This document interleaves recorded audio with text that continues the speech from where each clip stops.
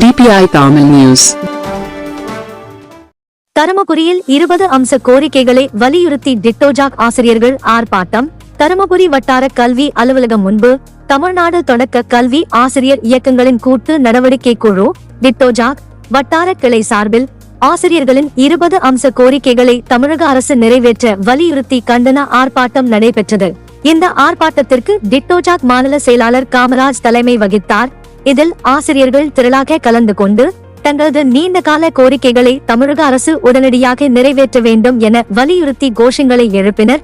ஆர்ப்பாட்டத்தில் தமிழக முதலமைச்சர் தேர்தல் வாக்குறுதியில் தெரிவித்தபடி தமிழ்நாட்டில் பங்களிப்பு ஓய்வூதிய திட்டத்தால் பாதிக்கப்பட்டுள்ள 6 லட்சத்திற்கும் மேற்பட்ட ஆசிரியர்கள் மற்றும் அரசு ஊழியர்களின் நலனை கருத்தில் கொண்டு பங்களிப்பு இல்லாத பழைய ஓய்வூதிய திட்டத்தை மீண்டும் அமல்படுத்தி நடைமுறைப்படுத்த வேண்டும் என வலியுறுத்தப்பட்டது.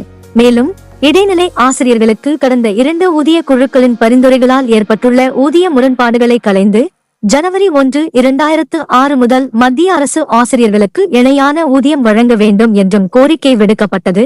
அதேபோல் அரசு பள்ளிகளில் பயின்ற மாணவர்களுக்கு மருத்துவம், தொழிற்கல்வி, தொழில்நுட்ப கல்வி உள்ளிட்ட உயர்கல்வி சேர்க்கையில் தற்போது வழங்கப்பட்டு வரும் 7.5% இடஒதுக்கீட்டை 10% உயர்த்த வேண்டும் என்றும் ஆசிரியர்கள் வலியுறுத்தினர்.